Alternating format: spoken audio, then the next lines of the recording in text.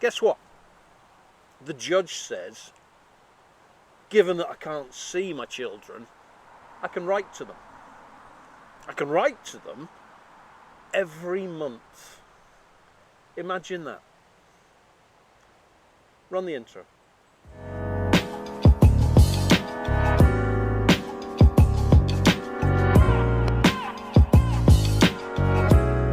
Every month I can write to my children. Now, issue number one.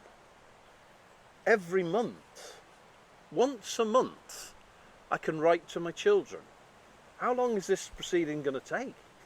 How many times am I going to write to my children? Because each time I write to my children, all it is just a marker that another month has gone by. And how many months are there going to be? But the bigger issue is, I write to my children. I've been told, because I've either been told that I can write a letter, or I can send a postcard, or I can write an email to my children. They're not obligated to write back. They're not obligated to respond. Mother, who in this instance is with them, is not obligated to encourage them to respond. So what I'm doing is I'm taking a couple of hundred words and I'm just throwing them into an empty space, because I'm getting no feedback, because I'm getting no response. Because as each month goes by, I get less and less aware of what my children like, what they do, what they're doing, what's happening in school, which friends are they working with. I don't know any of that. So my ability to write to them meaningfully deteriorates as the months go by, doesn't it? And what happens is at the next hearing, we get back into court, and 4 months has gone by, and that's the delays currently. 4 months has gone by, and Mother, in her statement, has put the fact that my letters to the children are not engaging. They're not interesting. And so, having been told I can write to my children, I'm then told by the judge that I'm not doing it very well. But I'm not a writer. Maybe I'm not naturally a writer. Maybe I don't have the ability to be able to write a letter, because it's not something I've ever been asked to do. Because I work in an office, I work in a factory, I work in a garage, I work wherever I work, and guess what? Letter writing is not on my script. Who writes letters anymore? The reason that Royal Mail is in such trouble is because people have stopped writing letters 25 years ago. Nobody writes anymore, and so our skill set to be able to write a letter is lost. We can knock out an email, but it's short, it's succinct. But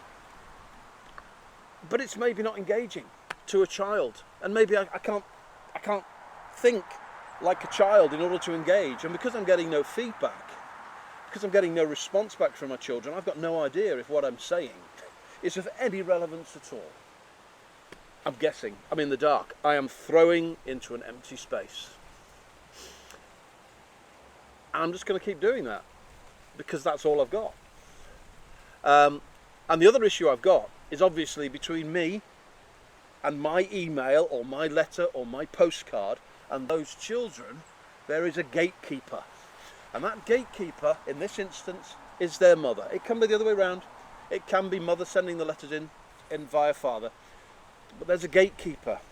And what do gatekeepers do? They keep gates closed. So maybe my children don't ever see those letters. Maybe my children don't ever read that email. Maybe my children don't ever see those postcards, because the gatekeeper stops them from seeing them. And what purpose does that serve?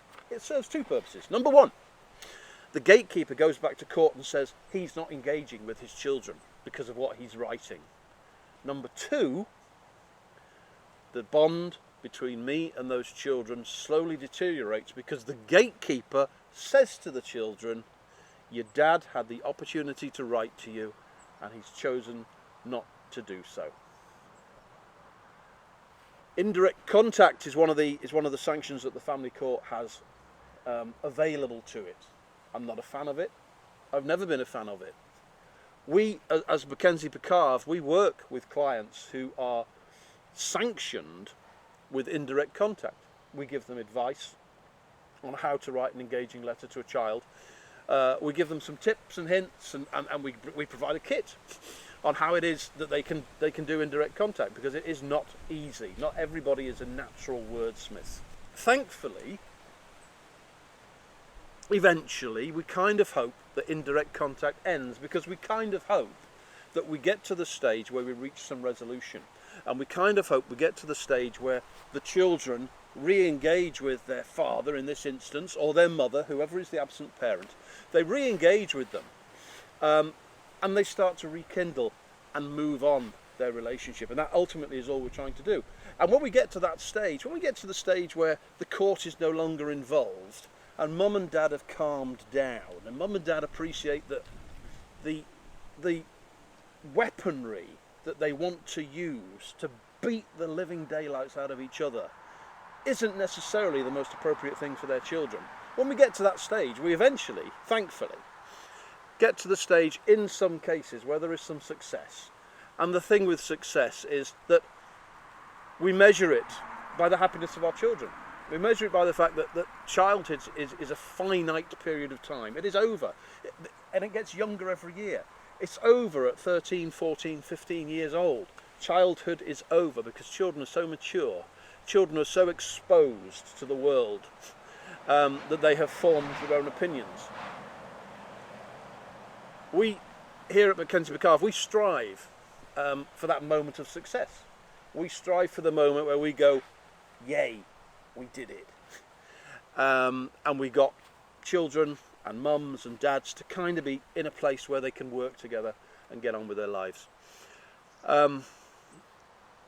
Indirect contact is maybe not the way to do that. And I don't know what the way is, but I know that handing somebody who is not naturally a wordsmith, who is not naturally a writer, handing them the sanction of write to your own children and then bringing them back so many months later and criticising them for not doing it well is perhaps not the way to deal with that. Anyway, it's about success. It's about how it is we get to the end game where we make children and parents, in whatever form they are, brought back together under a workable relationship. You know, sometimes we do get success, sometimes we do get a chance where children and parents kind of forget why it is that they started this battle and get to a stage where they just all settle down and get on with their lives, and we call that success.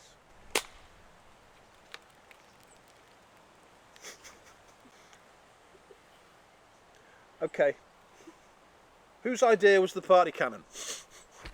Who said party cannon? Who is that? Bring me that person now. See you next time.